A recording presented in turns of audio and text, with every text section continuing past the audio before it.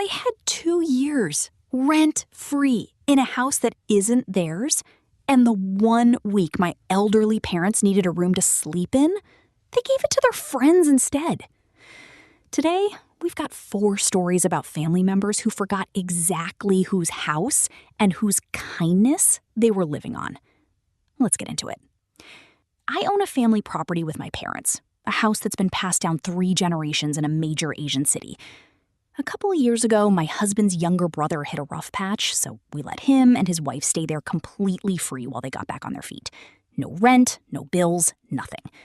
Every year, my family visits for 2 weeks, and every single time I've had to ask them politely to clear out of the main bedroom while we're there. They always dragged their feet about it until my husband reminded them whose house it actually was. This year, I couldn't make the trip, but my parents went without me. I gave my brother-in-law 6 months' notice on the dates. Everything seemed fine. Until my parents called me from a hotel. Turns out my brother-in-law and his wife had decided to host friends that same week and told my parents the only space left was a fold-out couch in the office. My parents are in their 70s. They'd just gotten off a long flight, and the last thing they wanted was a fight. So they quietly checked into a hotel instead. I was livid. I told my husband he had to be the one to deal with it because there was no version of me handling this calmly. He didn't hold back. Told his brother he was done and that they needed to be out immediately. Since then, I've gotten angry texts and voice memos calling me every name in the book, along with a string of calls begging me to give them grace. I haven't responded to a single one. I'm letting my husband deal with all of it now. Here's the math nobody in that house seems to want to do. 2 years of free rent in a major city, plus the taxes and upkeep I've quietly covered the entire time, easily adds up to tens of thousands of dollars I'll never see back. And their answer to being asked to leave was to act like the victims? That one still makes my blood boil a little. Here's a completely different kind of family mess. This one's about a secret that maybe shouldn't have stayed a secret. My sister is getting married this year. She invited me, but not our mother, because our mom has dementia, and my sister decided the day would be too much for her.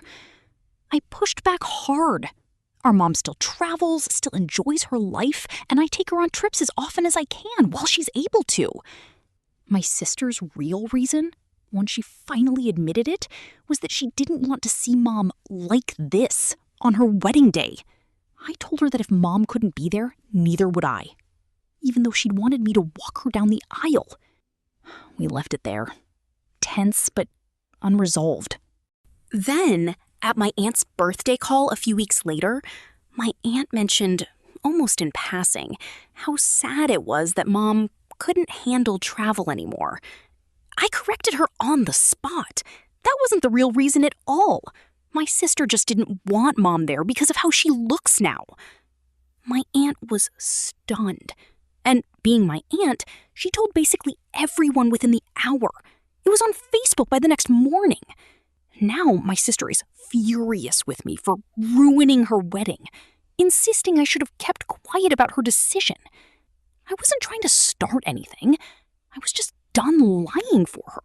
Speaking of family members who think they're owed something, this next one is about a blanket.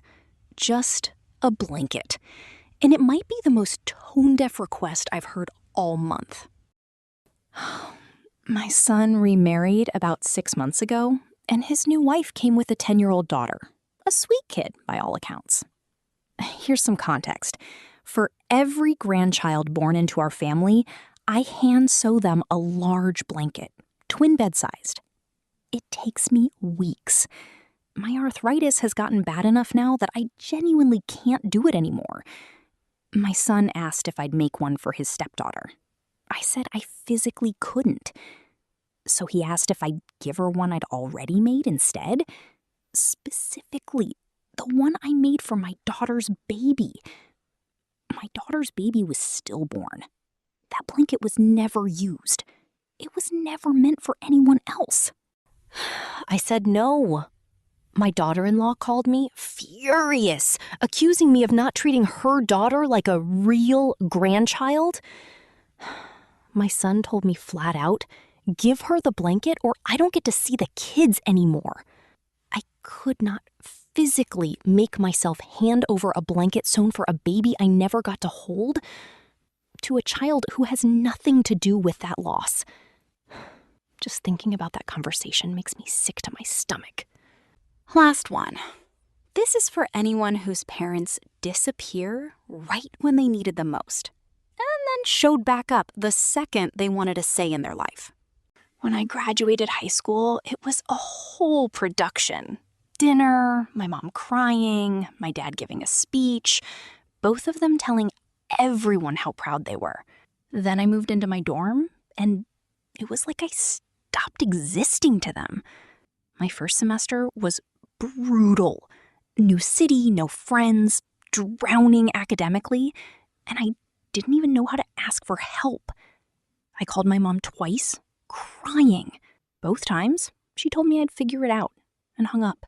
My dad's entire involvement for 2 years was a happy birthday text. Money was the same story.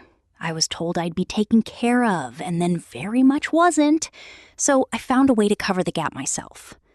Sophomore year, something genuinely hard happened, and I needed my mom. She said she had a lot going on, and we'd talk later. We never did. That was the moment I stopped expecting anything from either of them. Now I'm back home for the summer to save money, and suddenly, out of nowhere, both of my parents are extremely invested in my life. My mom wants my schedule. My dad forwards me LinkedIn posts with no explanation. They have opinions on my sleep, my job, my future. I smiled through 6 weeks of it, until one night my mom told me I needed to be more focused, and my dad backed her up. I put my foot down. I told them exactly how hard it was to sit there and take parenting advice from people who didn't answer the phone when I actually needed them. That I spent 2 years figuring life out completely alone and I was fine. So where was all this energy back then? My mom went quiet, then started crying. My dad called me cruel and disrespectful. I told him I was just being honest and went to my room. Since then, my dad's called in my aunt to lecture me about how much they love me and how hard they tried. I know they love me. That was never the question. 4 different families. 4 people who thought they could take, and never expected to hear no. If you've had a moment like this in your own family, drop it in the comments. I read every single one. If you liked these, hit subscribe. New stories every day. See you tomorrow.